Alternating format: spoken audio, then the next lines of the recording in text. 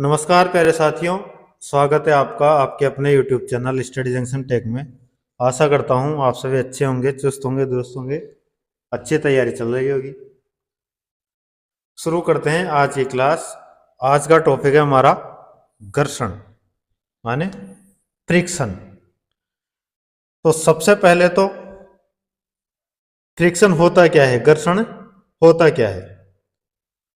तो घर्षण एक ऐसा बल है, जो घर्षण बल है वो एक ऐसा बल है जो हमें किसी भी सतह पर जब हम चलते हैं तो उस पर फिसलने से रोकता है या उसका विरोध करता है। तो वो क्या कहलाता है, घर्षण बल कहलाता है। जैसे हम किसी सड़क पर चलते हैं या कहीं भी खड़े रहते हैं तो हम किसके कारण खड़े रह पाते हैं या किसके कारण हम आसानी से चल पाते हैं, वो घर्षण बल के कारण चल पाते हैं। क्योंकि हमारे जो पैरों और जो तल होता है नीचे का, उसके बीच में क्या होता है, घर्षण होता है।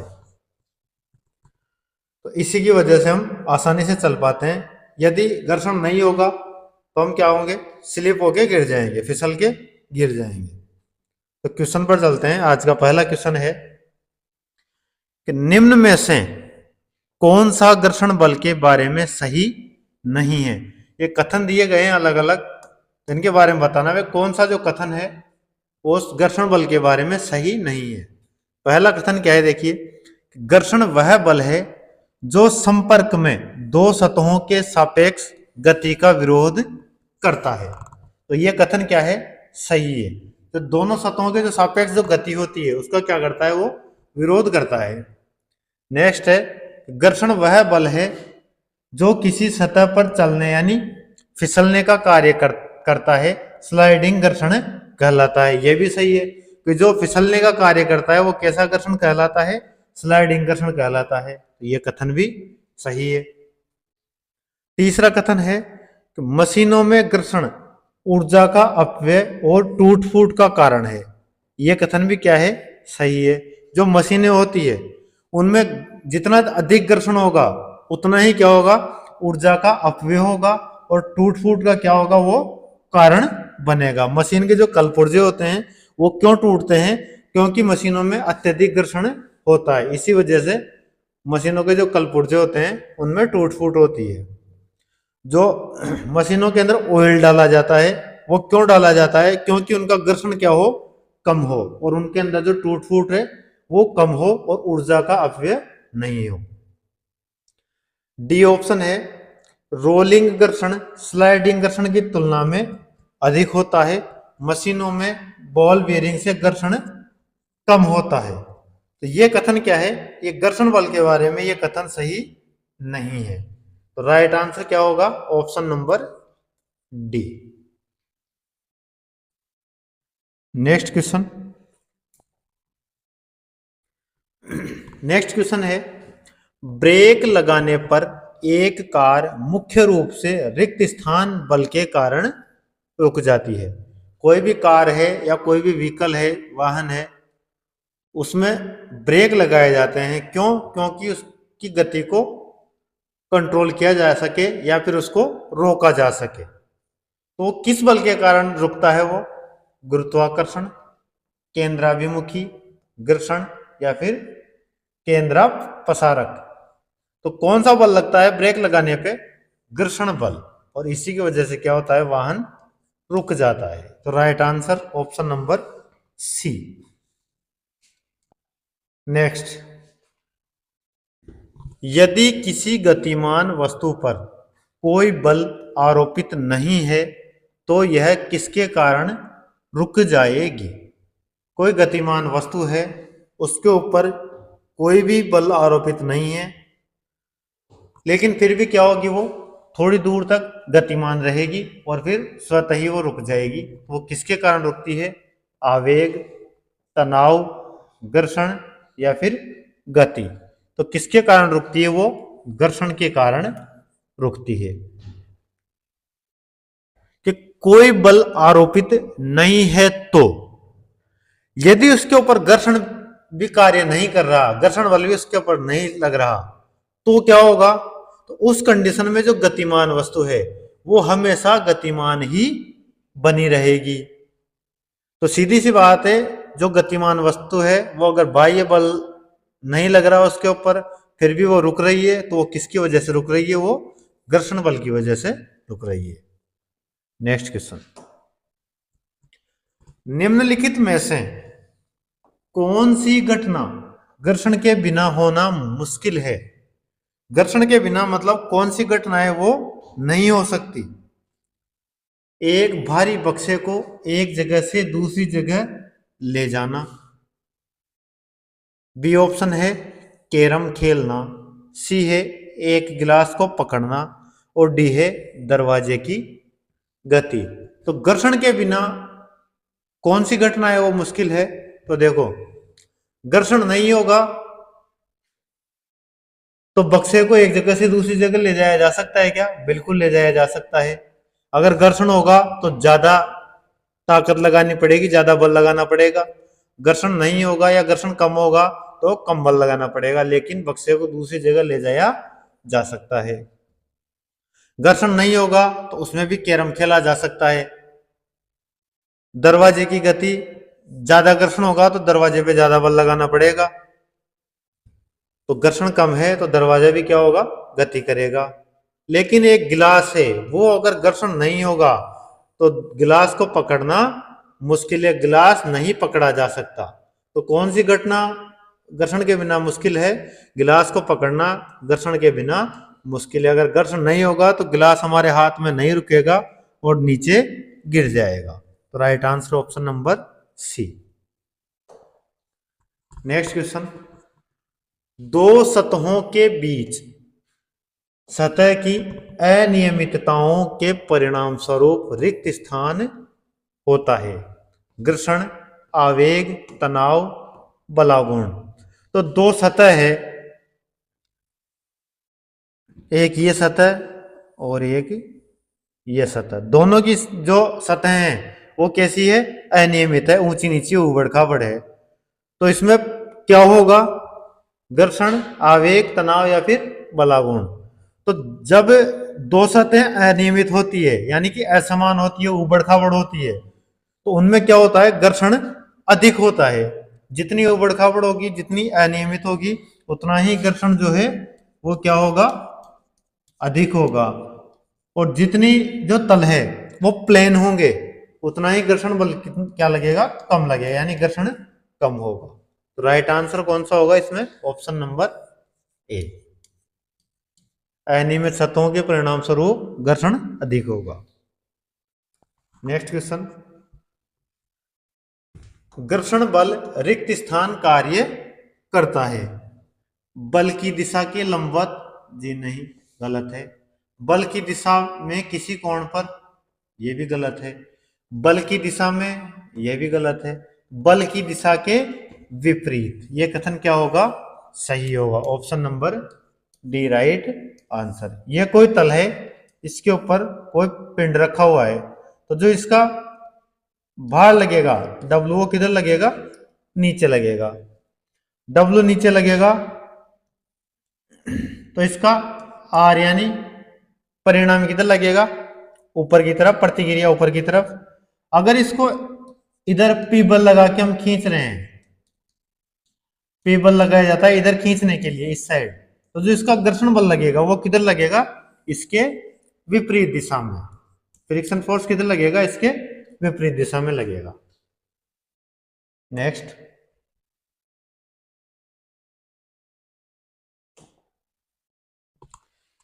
एक साइकिल स्थिर त्वरण से चलायमान है, पीछे के पहिए पर घर्षण बल है 0, अग्र दिशा में, पश्चिम दिशा में, ये सब। स्थिर त्वरण से चलायमान का मतलब क्या है? एक ही त्वरण से चल रही है, न तो कम हो रहा है न क्या हो रहा है, उसमें वृद्धि हो रही है।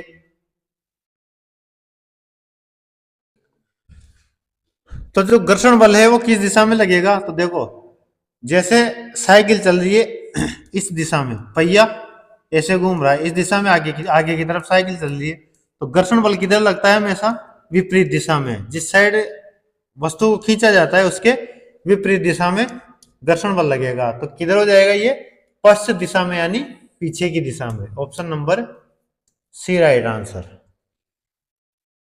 नेक्स्ट, कारों के ब्रेकिंग पैड में रिक्त स्थान के गुण का उपयोग किया जाता है। घर्षण का शून्य प्रभाव, वजन, आवेग, बल, तनाव की क्रिया। घर्षण का नकारात्मक प्रभाव, घर्षण का सकारात्मक प्रभाव। तो जो कारों का ब्रेकिंग पैड होता है उसमें कौन से गुण का प्रयोग किया जाता है? तो जो घर्षण का सकारात्मक प्रभाव होता है, तो घर्षण सकारात्मक प्रभाव देगा तभी क्या होगा?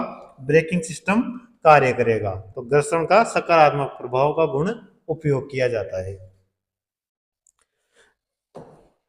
नेक्स्ट क्वेश्चन है, घर्षण द्वारा किया गया कार्य रिक्त स्थान होता है। धनात्मक, उदासीन, ऋणात्मक या फिर शून्य। तो जो घर्षण द्वारा किया गया कार्य होता है वो कैसा होता है? वो हमेशा ऋणात्मक होता है, क्योंकि जो घर्षण कार्य करता है वो किधर करता है? लगाए गए बल के विपरीत दिशा में कार्य करता है। तो कैसा कार्य होगा वो? ऋणात्मक कार्य होगा। Option number C right answer. Next, फिर वापस से वही देखो, घर्षण बल द्वारा किया गया कार्य रिक्त स्थान होता है, हमेशा धनात्मक, केवल छोटे घर्षण बलों के लिए धनात्मक, हमेशा ऋणात्मक, केवल बड़े घर्षण बलों के लिए धनात्मक। तो घर्षण बल द्वारा किया गया कार्य कैसा होगा? हमेशा ऋणात्मक होगा। Option number C right answer. Next, घर्षण द्वारा किए गए कार्य का क्षय नहीं होता है, बल्कि वह रिक्त स्थान ऊर्जा के रूप में परिवर्तित हो जाता है।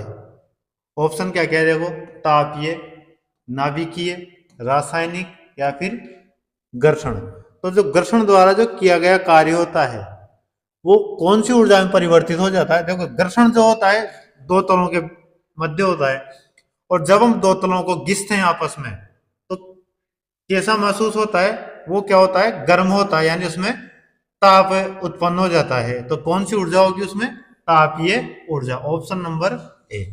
सर्दी के दिनों में हम हाथों को रगड़ते हैं तो हमारे क्या होते हैं? हथेलियां जो होती है वो गर्म होती है। वो गर्म क्यों होती है? क्योंकि दोनों हथेलियों के बीच में घर्षण रहता है या घर्षण उत्पन्न होता है। इस वजह से क्या होती है? उनमें गर्माहट होती है, उसमें ताप उत्पन्न होता है। इस वजह से हथेलियां हमारी गर्म हो जाती है।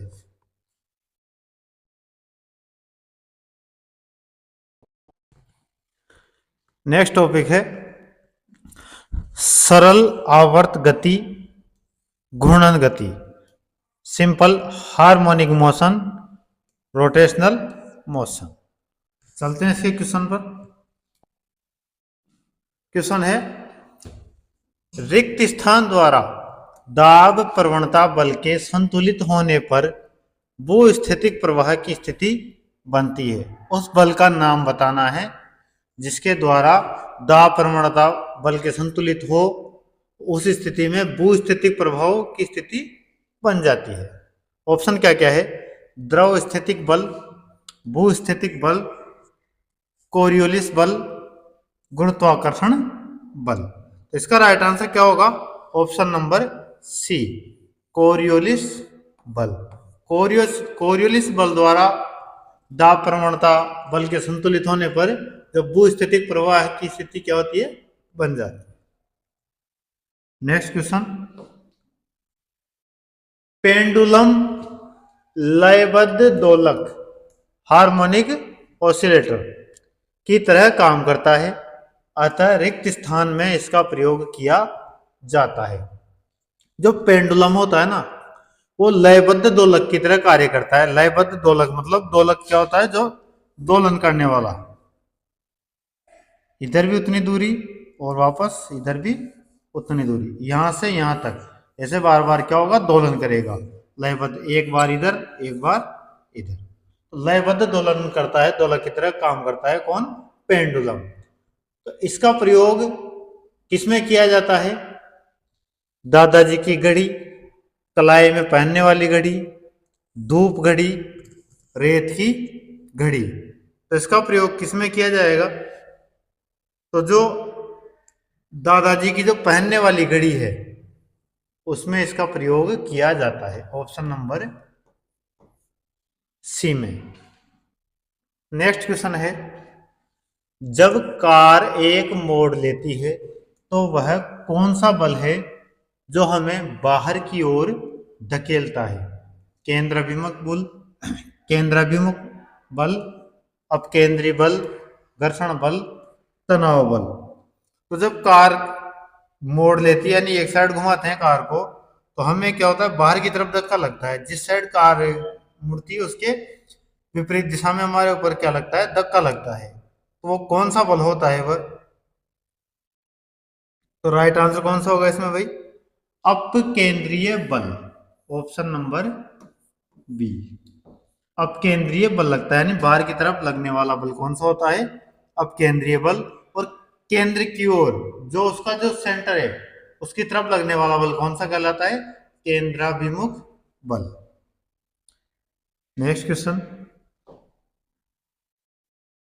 डेयरी में प्रयोग किए जाने वाले दूध से क्रीम को अलग करने की प्रक्रिया कहलाती है?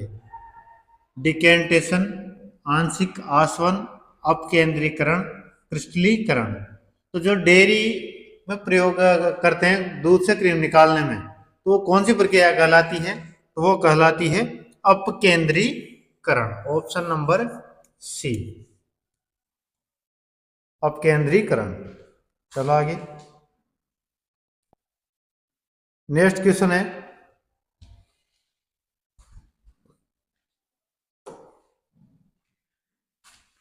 जब एक वस्तु एक समान वृत्तीय वेग उत्पन्न करती है तो निम्नलिखित में से कौन सा परिवर्तन होता है?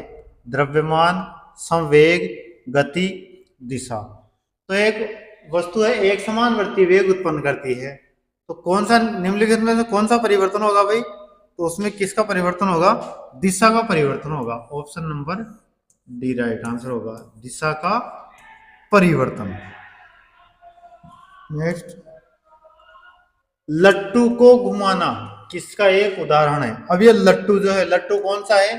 यह हमें जो बल्ब को मत समझना लट्टू। लट्टू क्या होता है? एक ऐसी संरचना होती है, लकड़ी का बना हुआ होता है,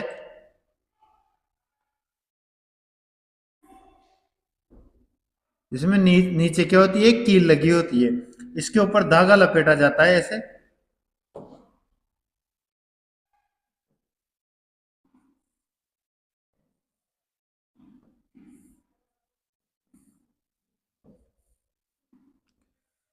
और उस धागे को, इसको लट्टू को फेंक के धागे को खींचा जाता है तो ये क्या होता है, ये घूमने लगता है।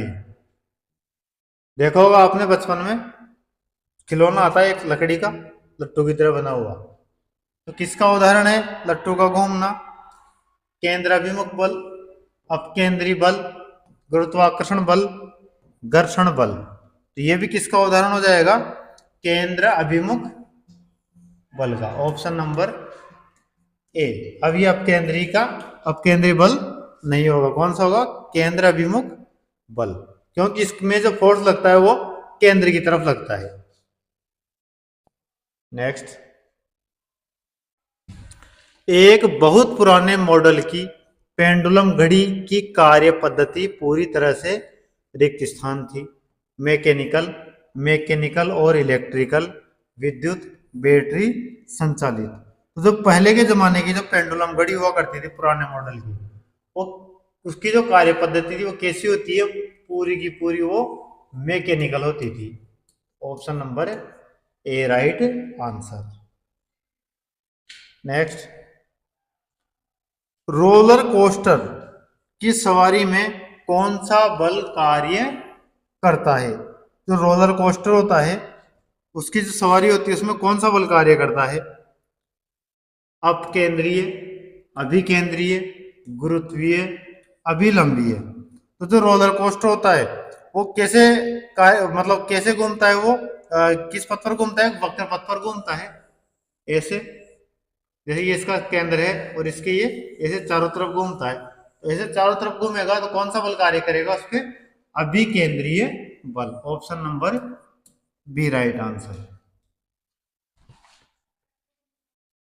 नेक्स्ट, यदि कोई पिंड रूपांतरित गति में एक वक्र पथ पर गति करता है तो इस गति को रिक्त स्थान कहेंगे। कोई पिंड है वो रूपांतरित गति से एक वृत्तीय गति में वक्र पथ पर क्या कर रहा है, गति कर रहा है। इस गति को क्या कहा जाएगा भाई? तो इस गति को कहा जाएगा सरल रेखीय गति, सरल आवर्त गति, आवर्ती गति या फिर वक्र रेखीय गति। तो वक्र पथ पर गति कर रहा है तो गति कौन सी हो जाएगी इसकी? वक्र रेखीय गति। नेक्स्ट, किसी निकाय को एक समान वृत्तीय गति में चलाने में लगने वाले आवश्यक नियत बल को रिक्त स्थान कहा जाता है। कोई निकाय है उसको एक समान वृत्तीय गति में चलाने में जो लगने वाला आवश्यक बल, नियत बल है, उसको क्या कहा जाता है? अपकेंद्री बल, गुरुत्वाकर्षण बल, अभिकेंद्री बल या फिर यांत्रिक बल। तो चारों में से कौन सा कहा जाएगा उसको? वृत्तीय गति में चलाने के लिए आवश्यक नियत बल। वृत्तीय गति कौन सी हो जाएगी? ये सेंटर है और इसके ये ऐसे चारों तरफ चलेगा तो कौन सा बल लगेगा इसमें? इसमें लगता है हमेशा अभिकेंद्री बल। Option number C right answer, केंद्र के तरफ लगने वाला बल। नेक्स्ट,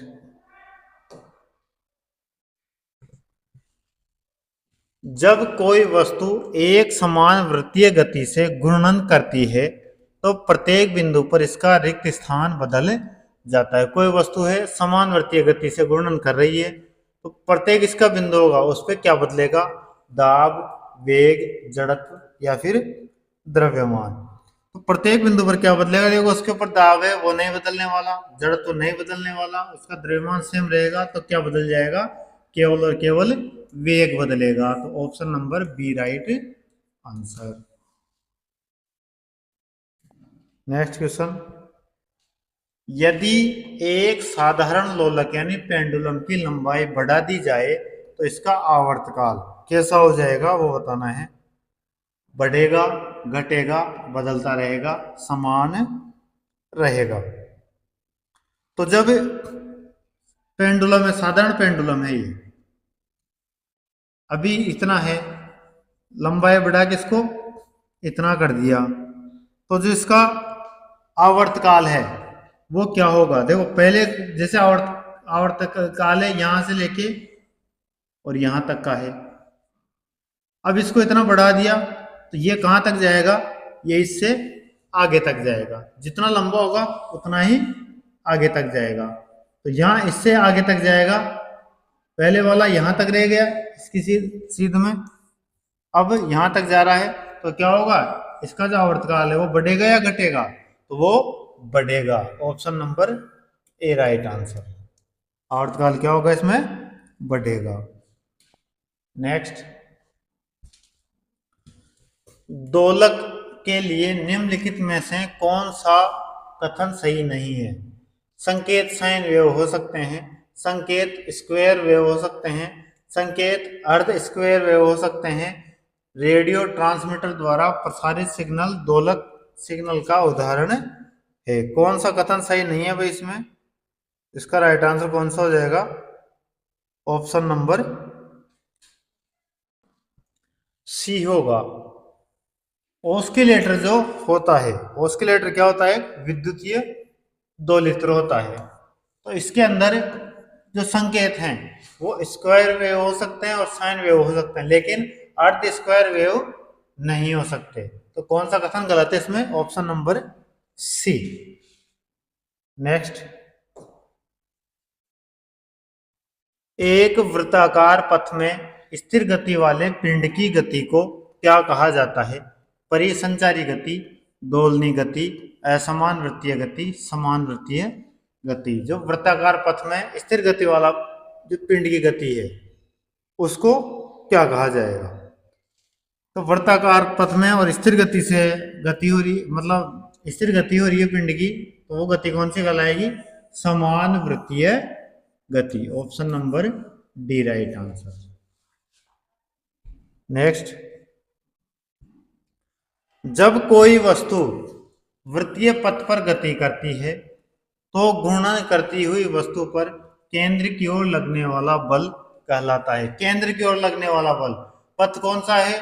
वृत्तीय पथ है, और केंद्र की ओर बल लग रहा है, तो कौन सा बल कहलाएगा भाई? कोणीय बल, साधारण बल, अभिकेंद्रीय बल, गुरुत्वाकर्षण बल। तो कौन सा कहलाता है? अभिकेंद्रीय बल।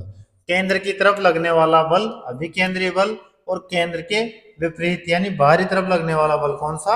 अपकेंद्रीय बल कहलाता है। Next,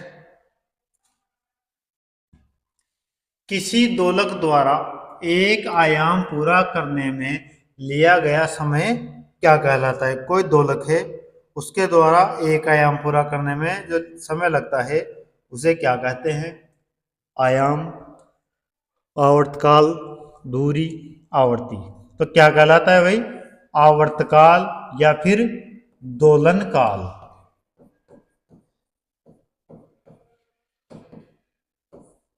option number B right answer. Next, किसी सैटेलाइट और पृथ्वी के बीच आकर्षण का गुरुत्वाकर्षण बल रिक्त स्थान को तेजी प्रदान करता है। अभिकेंद्रीय बल, तनाव बल, समतली बल, अपकेंद्रीय बल। जो सैटेलाइट है, उस सैटेलाइट और पृथ्वी के बीच का जो आकर्षण का गुरुत्वाकर्षण बल है वो किसको तेजी प्रदान करेगा? तो जो सैटेलाइट और पृथ्वी के बीच का जो बल लगता है गुरुत्वाकर्षण बल, वो कैसा बल है? वो अभिकेंद्रीय बल है। तो राइट किसको तेजी प्रदान करेगा? वो अभिकेंद्रीय बल को। Option number A right answer. Next, झूले पर बैठे लड़के की गति रिक्त स्थान होती है, एक समान, वृत्तीय, असमान या फिर आवर्ती। तो कोई झूले पे बैठा हुआ लड़का है, जैसे मान लो ये क्या है? कोई झूला है, इस पे बैठा लड़का, तो इसकी जो गति होगी वो कैसी होती है? देखो, ये आगे की तरफ जाता है तो यहाँ तक जाएगा, फिर वापस इधर की तरफ आएगा और यहाँ तक जाएगा, फिर यहाँ से वापस इधर जाएगा, फिर वापस इधर आएगा। तो कैसी हो जाएगी? ये एक आवर्त हो रहा है पूरा, तो कैसी होगी? ये आवर्ती होगी, वापस उसी आवर्त में, यानी आवर्ती गति होगी। Option number D right answer. तो ये थी हमारी आज की क्लास। आज की क्लास को यहीं समाप्त करते हैं। क्लास की पीडीएफ आपको हमारे Telegram channel Study Junction Tech में मिल जाएगी, वहाँ से आप पीडीएफ प्राप्त कर सकते हैं। धन्यवाद।